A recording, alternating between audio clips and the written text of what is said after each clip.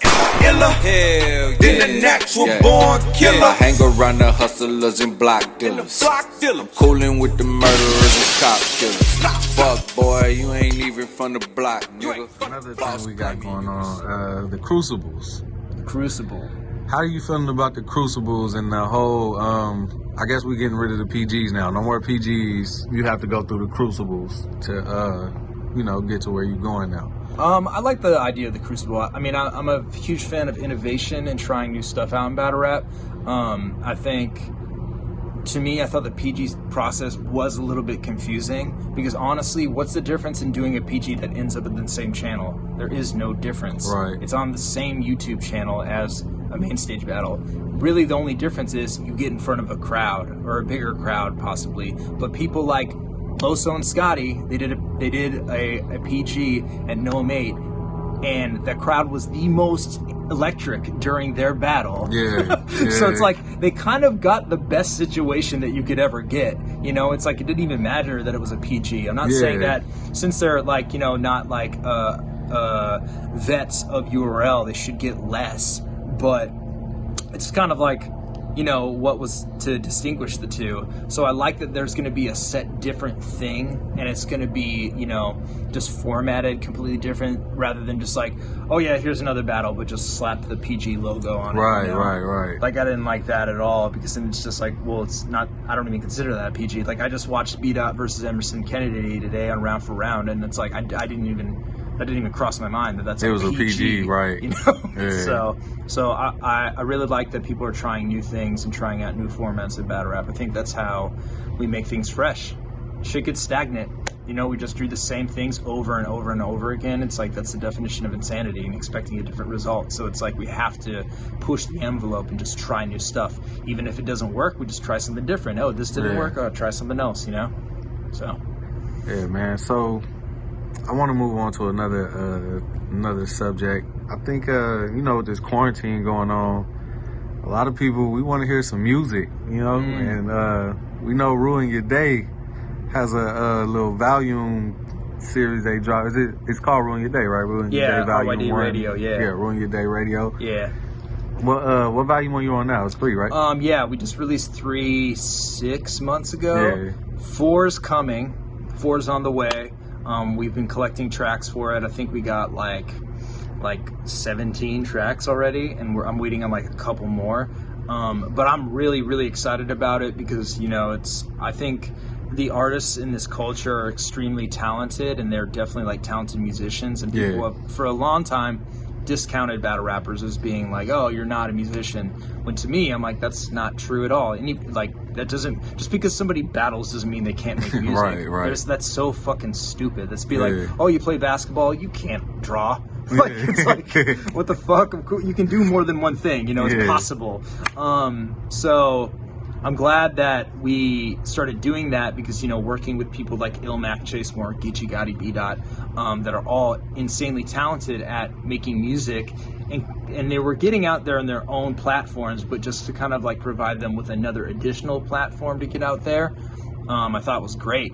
So, and then also like asking people like Twerk for music, and then people are like, whoa, Twerk makes good music, and it's like, yeah, no, like this is awesome, just like sharing all that. And then like Calico, like T-Top, Bill Collector, like just getting more and more people that aren't just like the Ruin Your Day West Coast guys, you know? So it's like, I'm really excited. And I think that's what made that the Ruin Your Day 3, I think that's what made that one stick out so much. Is it had just a variation of all the battlers and different, because I've seen it done before.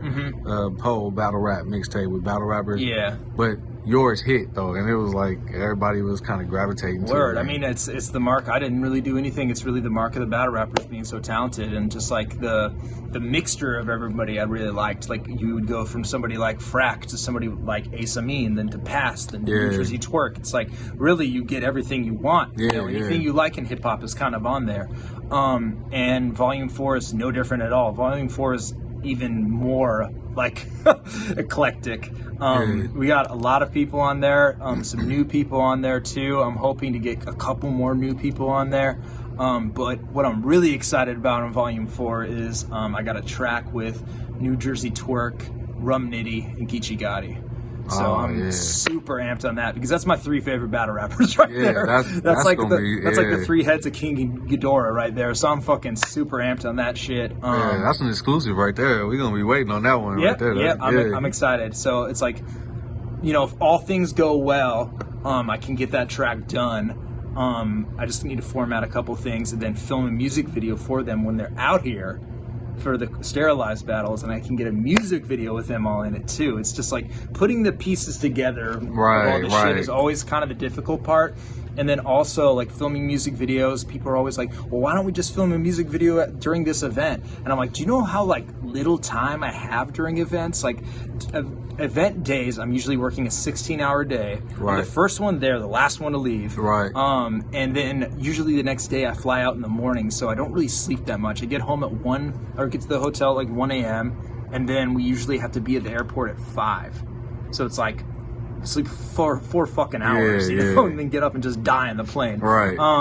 So it's like we don't really have that much time, and it's unfortunate because I'm around all these people that I want to shoot music videos for. Like I'm around Ryda all the time, and I really always want to film a music video for him because I love his fucking music. Ryda makes dope music. Yeah, so Street So Cold, everybody's asking about that fucking song.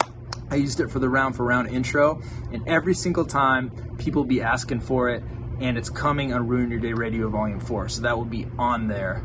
For everybody asking, I've been seeing it too. Everybody been requesting. Every time. You know the funniest part about that is people are so funny. It's like literally there's a title on there that says "Song Playing Ryda Street So Cold," and people every time, what's the song name? Same during the pay-per-views, man. I literally have a title that says "Song Playing," and people would be like, "What's the song playing?" I'm like, "What the fuck? Look at the screen, dog." But yeah, so Ryda Street So Cold will be on there as well. We got Eddie I on there. We got Ilmac on there. I think we got Ilmac. Yeah, we do. We got Reverse, SM, Dirtbag Dan, Geechee's on there a couple times. And yeah, there's a couple other people I don't want to say, but I'm excited. It's always a good vibe, you know, bumping those, you know, whenever. I always turn it on like on the way to an event or something, like if I'm finna do like a road trip or something like that, and just let it play. And that's smart. It's always a good vibe, man. Hell yeah. All right, man. Avocado, man. Avocado to God. Man, all right, hold on. Before I get up out of here, before I get up out of here, because I'm in your territory right now. Would you be down to maybe do your own league, or do you like being behind the camera, or? I get asked this question a lot, and the answer is I don't want to do my own league. I want to build everybody else up. I want to just constantly make this culture bigger and better, and that doesn't happen by me splitting off and doing my own thing and then competing with everybody else. Basically, I'm trying to like make all the big 3 just as good as they can be, keep my clients happy, push battle rap as far as it can be, push my channel, and then push other people's channels too. I'm very much about collaboration. It's like, you know, I push counterproductive Dirtbag Dan's channel just as much as I push Jay Black's channel. You know, it's like I'm all about just helping, you know, like I mean, I did Champion of the Year for free. Like, it's like I just want to support, really. So it's like I would never start my own league because it would be in direct competition with my other clients. And I value their business, and not only that, but the culture too much to split off and just do my own thing. I mean, would there be a way for Avocado to maybe start his own league and still kind of like maybe work with everybody and try to bring the leagues together? Or maybe. I mean, there might be some possible way of doing that in the future. I mean, the thing is though, it's like I don't value myself a better businessman than people that already are there. I think ARP, Chico Smack, Beasley, Organic, I think they're all doing such a great job, and I don't look at myself like somebody like I could do their job better, you know, because I don't think like that. I think I could work alongside them and help them bring their vision to life. Very possible, and I can give them insight and advice if they need, but I really respect what they've done, and I just want to help them push it farther, and I want to just push this culture as far as it can go. Like, who would have thought we'd be where we're at? I never thought I would be living off battle rap ever in my life. I always said that was such a wild idea, that it was never going to be financially possible. And then I just made the leap, you know, then I was just like, fuck it. Like, I'm changing my life right now. I just need to take a leap of faith. And of course, it's going to be financially scary, but that doesn't mean shit. Who cares about being financially scary? Yeah. Money means absolutely nothing, you know? And I never thought it would be at this spot. I never thought that, like, I would be filming battles on my roof. Yeah. I never thought that there'd be so many people in battle rap living off battle rap. Yeah. Like, battle rap is a career now. If you take it seriously enough, like Geechee Gotti, you know, it's like battle rap is a fucking career, and you live comfortably off of it. Yeah. Sure, it's hard fucking work. It's very hard work, and you gotta really like put your all into it. But if you're passionate about it, it's possible. And I think there's also not an age barrier on battle rap too. So I think these people can do it for as long as they want, to be honest. Yeah. As long as they stimulate their brain and their creativity is there, that's really all you need to do. So yeah, I mean, I don't want to start my own league because I just want to keep pushing the whole culture more and more and more. Yeah. This, doing the sterilized series, is kind of, in a way, my own thing. It's like they give me creative control. I can film it however the fuck I want. Yeah. Like, the only thing that it's like I don't do is I don't book the battles, but it's like URL is amazing at taste making and card making, so it's like I would never be like why? Yeah. I wouldn't book B Magic versus Geechee Gotti. It's like, of course I would. That battle's fucking fire. And like when they told me Rub Nitty versus Beat Out, I was like, holy shit, you booked that? Fuck yes. That's usually how it is when people tell me the cards. I'm usually excited because I'm such a fan that I'm just hyped to see this, you know, in person. And then be behind the camera is like that much better.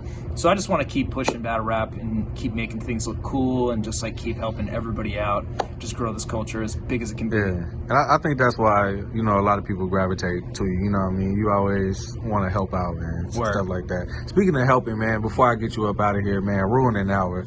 Man, that right there, bro. I appreciate you personally for that right there. You know what I mean? Because it does help for people who are going through certain things, and you guys talk about it all, like you talk about it all from everything. For sure. So I have the show on my channel called Ruin an Hour, and basically what it is it's a safe place for you to talk about anything in life, from depression, anxiety, addiction, sobriety, balance in life. I am almost 2 years sober. I was a sex addict and an alcoholic.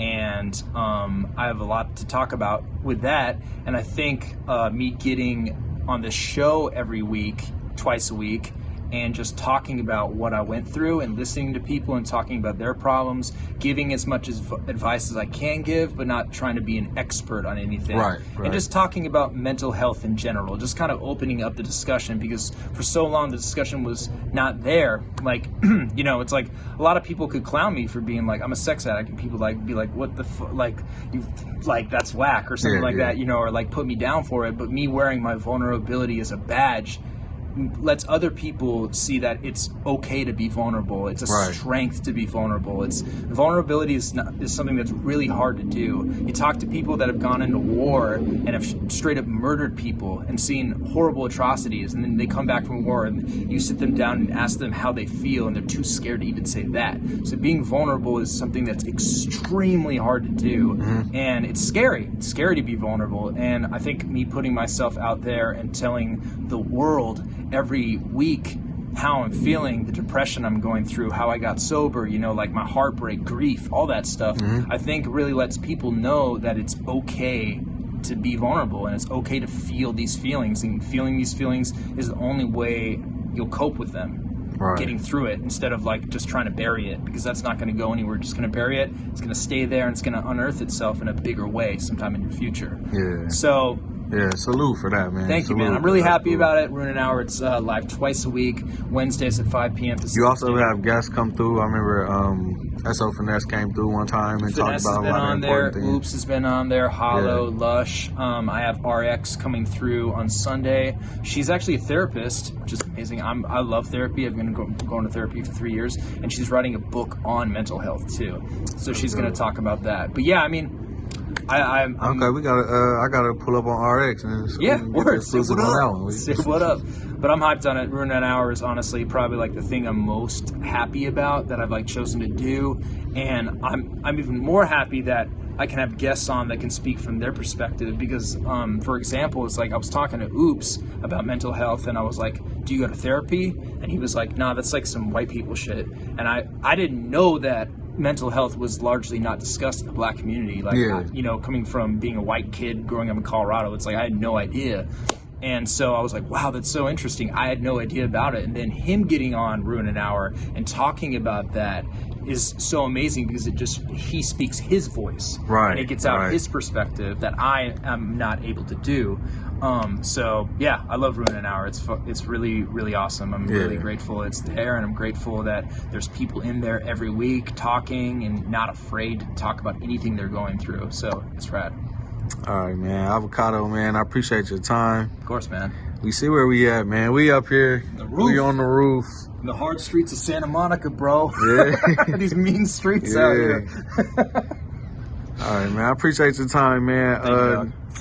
Everybody know where to follow you at, man. They know where. Of course. Follow me on Twitter. That's the only place I'm at. And hit me up on an email if you guys want to talk about anything. Then the natural born killer. I hang around the hustlers and block dealers. I'm coolin' with the murderers and cop killers. Fuck, boy, you ain't even from the block, nigga. False claiming you get shot, nigga. Don't get popped, nigga. Drop, nigga. Won't stop, nigga.